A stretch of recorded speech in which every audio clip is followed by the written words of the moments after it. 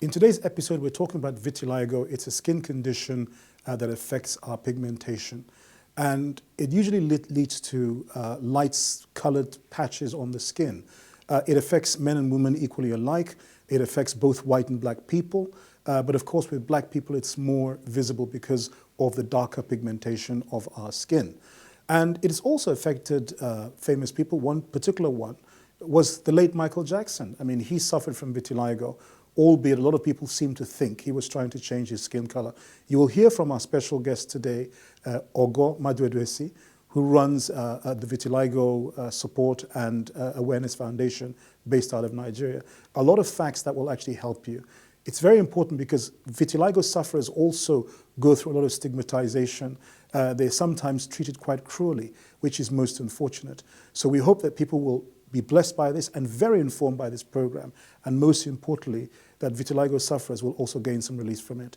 I'm your host, Opuiyo Oforiokuma, and we wish you an excellent show today. These things sometimes are psychological. I said it before, financial cost as one of the many reasons was enormous. It was a God experience. I just wanted to find God. Simply feeling like you're inspired isn't always so. Tell us about the solution. As one People of with many 18 to 35 years of age out of work. Hey, I don't have the skill for this particular problem to solve this particular problem. None of us talked about the bread seller. So welcome again to the Heart of the Matter. Today's episode, we're talking about a skin condition known as vitiligo. And what does this actually mean for people? How does it affect people's lives? What can be done about it? Etc., etc., etc. Our special guest today is Ogo Maduewesi, who herself is a vitiligo sufferer.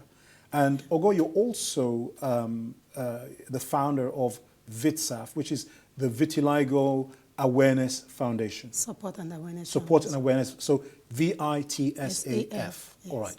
Let's start by talking about VitSAF. Why did you set it up? What is it trying to do?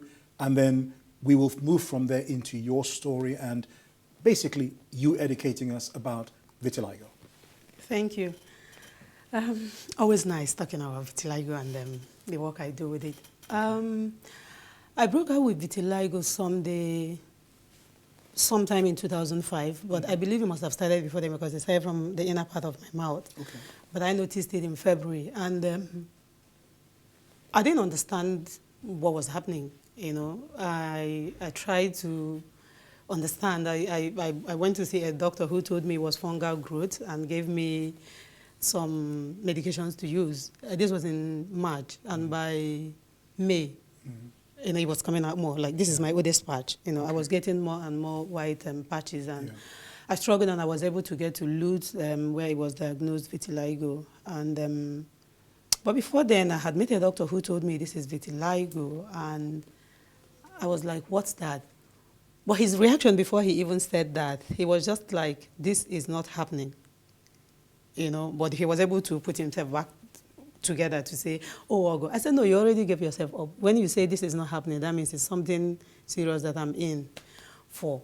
So he said, okay, you're an internet babe, go read up vitiligo and learn about it. I asked him for the spelling of vitiligo he gave me, and that day, everything I saw online was negative. I was jumping and passing, rejecting, canceling, bounding, and everything. No, this is not my portion and all of that. But 2 days later, I was in Lud, and lo and behold, yes, this is vitiligo. And there was so much. There was no patient care. I asked questions. Nobody answered me and all of that. So I just set out. I just told myself, if this was diagnosed in the hospital, then it's a medical condition. I'm not the only one.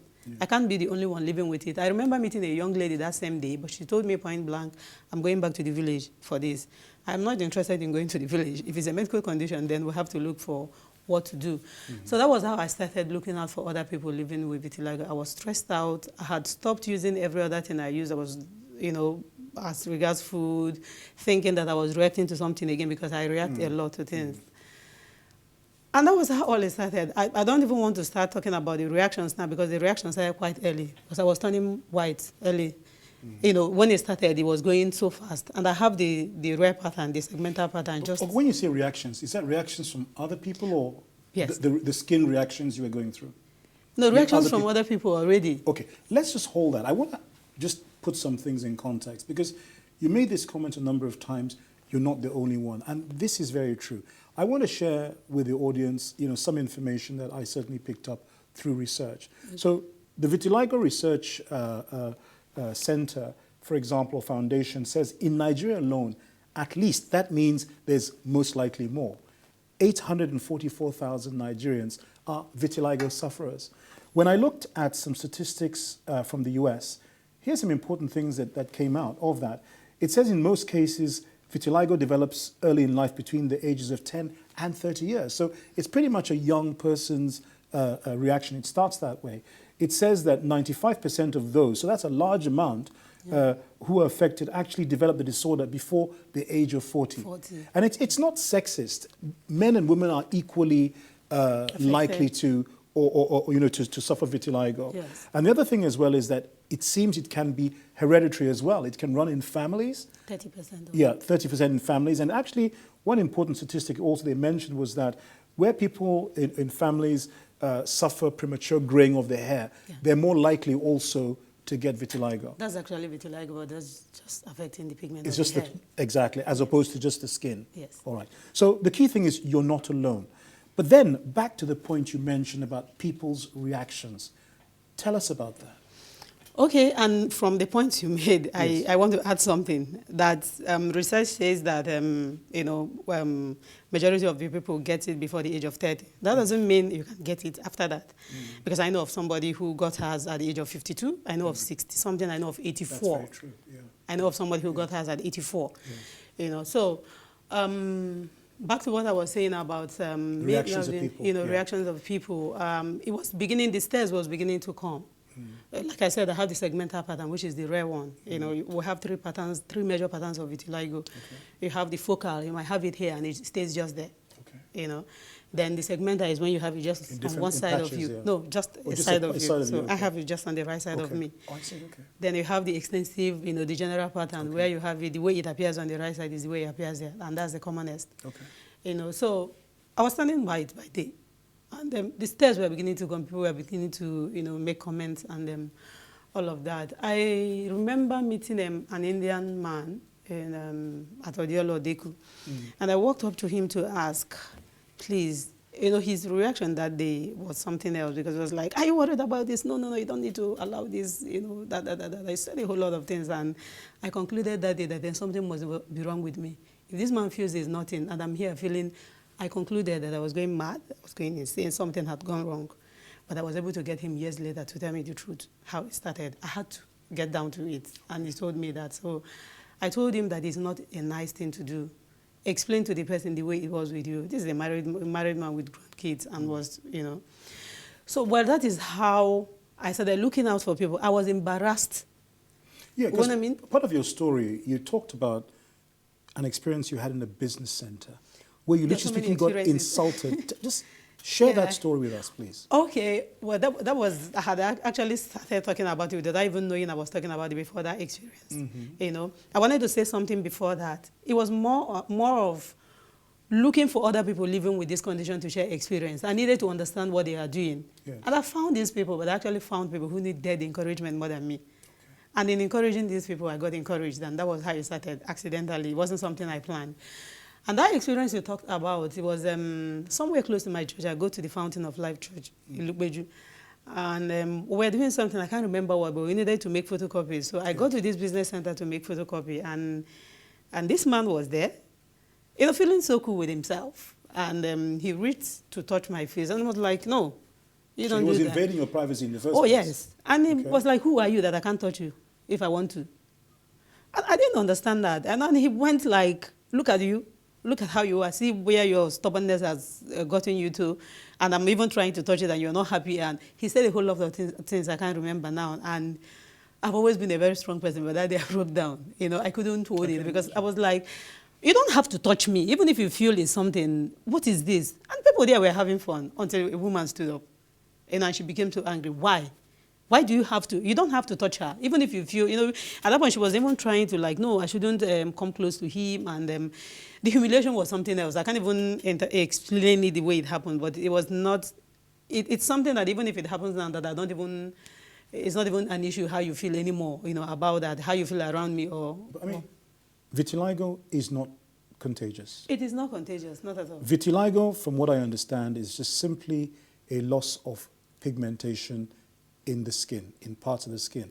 Melanin, that's what gives us our skin color. Yes, when melanin is not that it's destroyed, because there was this whatever before that the melanin is destroyed. No, it can still be produced. It can still be produced? Yes. Okay. At the same time, I've also learned through research that vitiligo is not like a black man or woman's disease. Oh, no. White people also have vitiligo. The only thing is that because our pigmentation is darker, it tends to show up more. And you know something? Famous people also do have or have had vitiligo. One very famous person is Michael Jackson. God rest his soul. Yes. He had extensive vitiligo, didn't he?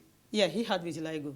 What? And at the end of the day, I'd say this, and I'm going to bring God into this matter because he rules over all things, even in the affairs of men. What God looks at isn't the physical appearance. He looks at what's in the heart. Is in his word. So if somebody is talking about loving you, it goes beyond what you look like, at least to them. I mean, one man's meat is another person's poison. Yes. It really is what's in your heart and who you are. Look, we're going to talk more about that because I see this as something that happens to people and invokes, as you just described, some very cruel responses. Can I quickly add something to that? We're just going to go to a break and then you're going to have all the time to add all the more. That's fine. Audience, look, I hope you're already taking this to heart. Vitiligo is simply an issue of pigmentation loss. That's all it is. It's not a contagious disease, and it certainly shouldn't be invoking cruel and cynical responses from people. Vitiligo sufferers are just like you and I. They're people. So look, we'll be right back. We're talking with Ogo Maduewesi, our special guest today, and she'll tell us a lot more about what she has to say. Stay tuned.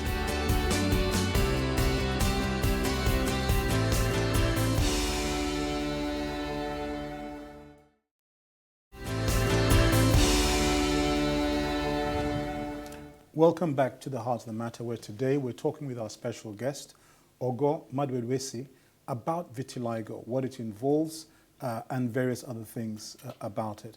Now, just before we went on the break, Ogo, you had something to say, but unfortunately I had to cut you off at that point. Yes. What was it you were actually trying to point out at that time? Okay, when you said God looks at the physical, God looks at the heart, not the physical, and that's the truth, because that's even in the word, it's in the scriptures. And I wanted to add that it's all about the content.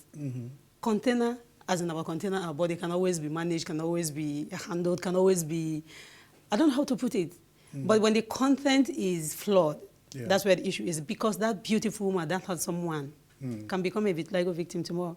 So, for example, the mother who was telling her son or telling her potential daughter-in-law that she would not let her son marry him or marry her until she got rid of vitiligo. Yeah.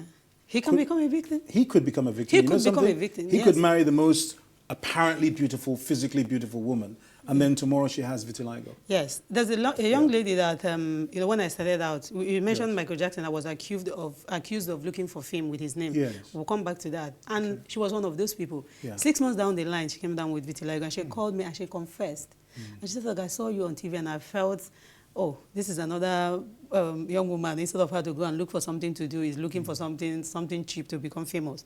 Or go, I've got vitiligo on my fingers. And I just smiled. She confessed. Some other people possibly didn't confess, but may have experienced the same thing. So it's not just about, like we all know, no condition is permanent. It can become something else more.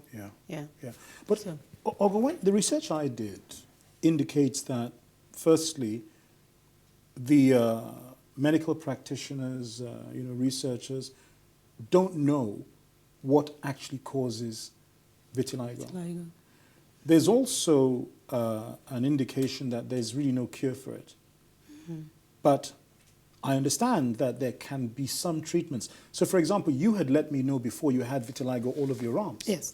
But your arms don't show any indication of vitiligo. So what can people do about it? Okay, like you said, we are grateful research is on. Vitiligo-focused dermatologists are coming up in different parts of the world. They are not made in different parts of the world. They are coming up with different things. There's no known cause for vitiligo, but vitiligo could be autoimmune disorder. Okay. It is autoimmune disorder. In what sense? Autoimmune disorder, I like to use layman definition, is It's just like your security man, he's supposed to protect you. But this time, the security man sees you as the enemy and decides to attack you. Okay. So in the case of vitiligo, it attacks our pigment. Arthritis. So it could be your own body attacking. Yes, your own body see, attacking okay. you, yes. Okay. So there's so many other autoimmune disorders, diabetes 1, arthritis, psoriasis. Most of the skin conditions are autoimmune disorders. And so, like I said, research is on. They are coming up, different things, they are coming up. There's another part of it to my own kind of vitiligo segmenta, that it could be some nervous breakdown. You know, so there are so many theories as to what causes vitiligo. And as long as there's no one theory, you know, that's how the medications are going to be, the treatment options are going to be. So back to that, when the very main thing I want people to understand is if it's autoimmune disorder, then you need to boost your immune, then you need to fight free radicals. And how have I done this? Like you have research, I mean, I've been on research, I've been doing that all my life, you know, since I started living with vitiligo. I found out that the best thing I could do for myself is to go natural. You know, natural management, because if I'm going to be taking medications, I found that it's something you have to take for a long time. Okay. I would rather eat my raw fruits and vegetables for a long time. So let's deepen into that. I sense that natural management has something to do with diet. I don't like to use the word diet. It's a lifestyle. Okay. Explain that to us in more depth. Okay. I found out that where you can get the best and the most antioxidant you can get is from the raw fruits and vegetables. Okay. So I don't play with that. I do my raw fruits and vegetables. I eat them a lot. I make them in juices. I make them in smoothies as much as I can. Sometimes they're my food. I can go days. Maybe carrots. You know, the carrot is one very important one for vitiligo. The spinach, the dark green vegetables. We have bitter leaf. We have oziza. I don't know the English name now. The oziza, the otazi. You know, those dark green ones. Juice them because they contain phytochemicals and the chlorophyll that helps us a lot. You know, this helps to take care of so many things in the body that is even beyond just the vitiligo we're talking about. But you just find yourself enjoying amazing health and you see your skin color coming back. Yes. I have not done any magic. These are the things that I have done. And again, research shows that we don't absorb vitamin B12 very well. We don't absorb vitamin B12 very well. When you say we, you mean vitiligo sufferers? People living with vitiligo don't absorb it very well. And you know, vitamin B is water soluble. It's something you have to take. So basically you need to take vitamin supplements, maybe? Yeah, we need to take vitamin B12 supplements with folic acid. Okay. And the estimated dosage is 2,000 mcg with folic acid, at least 400 to 800 mcg daily intake of that. Some people do the intravenous. They take the injection once in 2 weeks. That helps. The intake of vitamin B12 and folic acid, the green vegetables. Then there's another medication. These are herbal called ginkgo biloba. It's actually for memory loss, but they found out there's research backing it up that it helps for vitiligo, especially to stop the progression. And so combination of all this is what I have done with positive attitude. And again, let me come back to your arms, because you mentioned your arms were covered with vitiligo. Yeah. But today, there's no sign. Yes. So was it these natural treatments or was it something else? This is all I have done. That's what I'm saying. Really? And that led to that? Yes, but it didn't happen because that's the problem we have around here. People want it to happen overnight. Yes. You know, you lose your skin color like in 20 years and you want to wake up and you have it all back. It comes back gradually. You build it. So that's why I said it's a lifestyle. When you say diet, one will be expected to like, oh, when I go on this for 7 days, oh, this will happen. Make it a lifestyle. I keep telling people, go at your own pace. Start with the fruits and vegetables you like and then continue to add it. The ones that react bad on you, drop it and add the other one. Just go that way. You know, so this is what I have done, you know, for as long as this morning, what did I have? I had cabbage, carrot, and banana. That's what I've had. I want us to look at another example, because I talked earlier on about Michael Jackson. Yes. You know, again, God rest his soul, who was apparently or was reported as having vitiligo. When Michael Jackson was a lot younger, he was clearly very dark-skinned. And then post, I believe, treatment or otherwise, and you know, it was all controversial because people accused him of trying to become white. His skin pigment was very, very light. It was pretty much Caucasian-looking. Yeah. What happened there?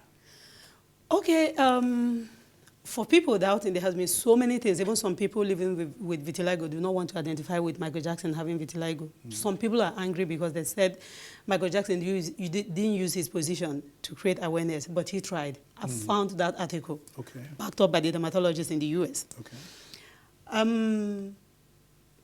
Michael Jackson had vitiligo and he had lupus. Very, very chronic skin condition that can actually kill. Lupus attacks your organ and all of that. You know, when he died, you could see that he still have some brown pigments on him. So what Michael Jackson did, for people who do not believe, there's an interview with Oprah in 1993. It's still out there. YouTube is there for anybody who wants to, you know, find out if he had vitiligo or not. His autopsy shows he had vitiligo as well. So what he did was to even out his skin color. Is a treatment option. When vitiligo is over like 60–70% of you on the exposed areas, the doctor suggests this for you. Not Nigerian dermatologist, but out there, they suggest this for you. Okay, why don't you even out your skin color so that you become one color? People have done this. I know about 3 Nigerians who have done this, but they don't live here. I know about a man, we've not met, but we've been talking, who did this. And when he was telling me, I asked him, do you have plans of relocating? Because you can't live with the sun here. So he moved to India, stayed the tropics, and it was very bad for him. And I don't know where he is now. So that's what you use this chemical, which you can't even buy over the counter. It has to be prescribed for you to even out your skin color so you become one color. It is not only Michael Jackson. Apart from 3 Nigerians I said I know quite a number of people, Americans from different parts of the world who have done this because they want to become one. They are tired of the stairs. I mean, people are free to choose whatever they want to do with themselves, especially when if this one is even backed medically. So that's what Michael Jackson have done. And when Michael Jackson passed, there were about 3 to 4 million hits on vitiligo websites. I started working on vitiligo, well, I would say officially late 2008, let's just say 2009. And I have been able to like meet with a whole lot of people working on vitiligo in different parts of the world and all of that. There's nothing that has given vitiligo that kind of awareness. So when we came up with, you know, advocating for World Vitiligo Day to be in his honor, so many people kicked against, so many people were against it because they feel he didn't do much. And I asked a simple question, so what day do we choose? Your birthday, why? My birthday, why? Now, I want to then ask you another question, this time focusing on the awareness issue. But I'm going to do that when we come after the break. Okay. Okay? Viewers, I hope that you're actually taking all of this in, especially the news about Michael Jackson. He wasn't trying to be white. He was an acute vitiligo sufferer, and we've also learned he also had lupus as well. But vitiligo is a condition that affects many people's lives, and we're learning a lot of it already today. Stay tuned. We'll be right back to carry on this conversation with our guest, Ogo Maduewesi.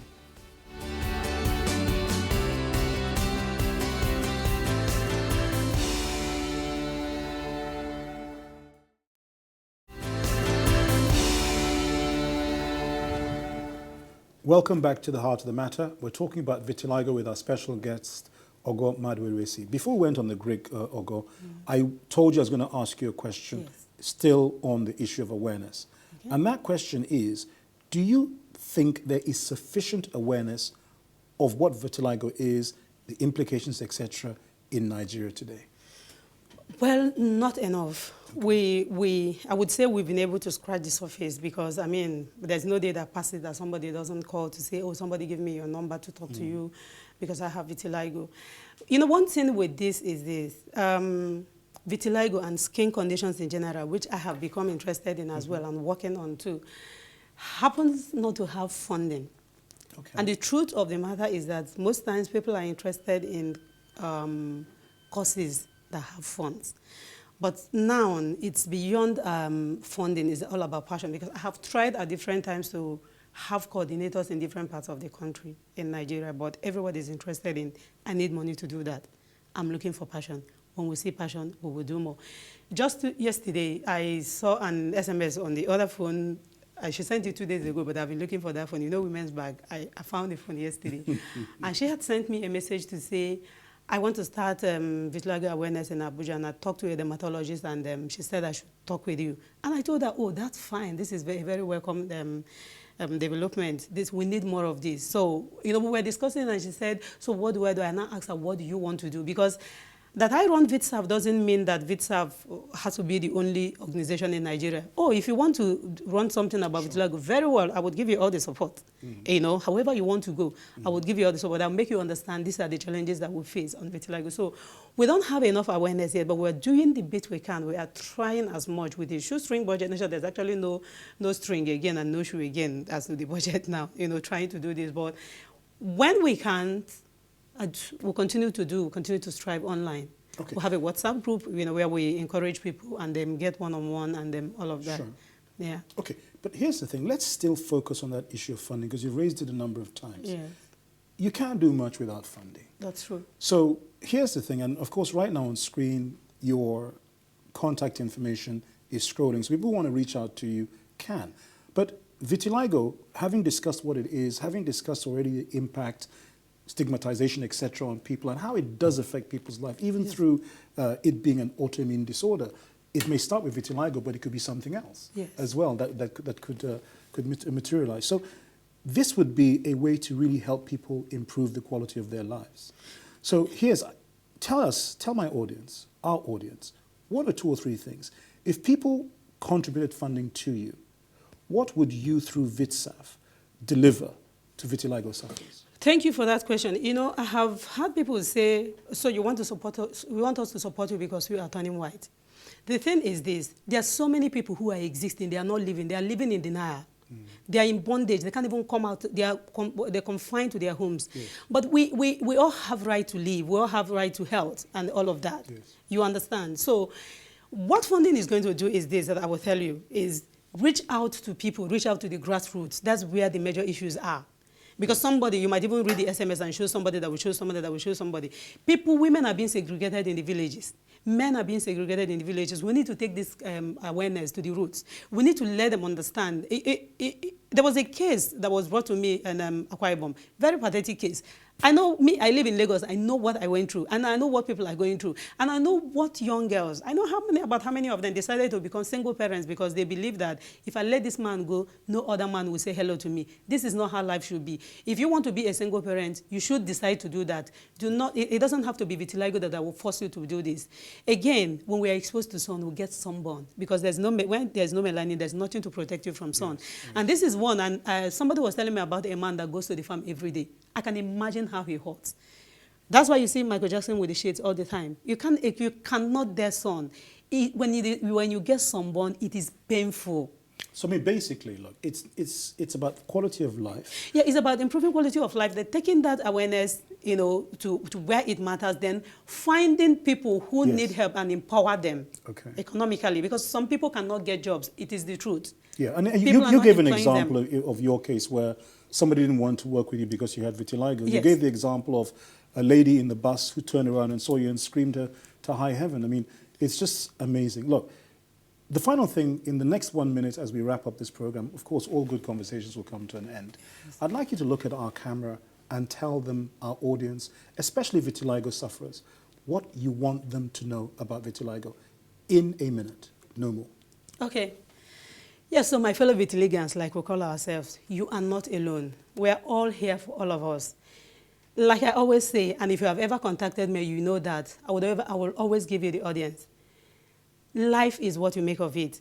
I know it is difficult, but it begins with you believing in your mind that I can do this. If Ogo can do this, it was much more than this. But today I live my life. I love myself. I accept myself. I am a very confident woman. And you know what? Self-confidence is the new flawless. If you can achieve this, you can conquer the world. The man you think that doesn't want to say hello to you, the only thing standing between you and him is confidence. The man who has vitiligo who believes that a woman doesn't want to accept him, the only thing standing between you and him, you and her, is confidence. I know it's a difficult thing, but you can always reach out to me. And if you can, please identify with us. Come out for the programs. World Vitiligo Day is on the 24th and 25th of June in Abuja. Plan to come. Let's meet together because there's power in support groups. When we meet, you find out that you are not alone. You find out that your case is even smaller than some people's case. I feel like hugging you now if I can. I love you all so much. And believe me, I do. If there's anything I can do to help you, I will. But you need to make this step first. You need to believe first. You need to reach out first. God bless you. Ogo, thank you so much. Well, audience, you've heard it all. I can't say it any better than Ogo herself has said it. Confidence is a new normal. Vitiligo is a skin condition. It's not contagious. And vitiligo sufferers are people just like you and I. They deserve respect. They deserve care. They deserve love and all the rest. Vitiligo sufferers still have hope. We love you too. And until the next time, stay blessed.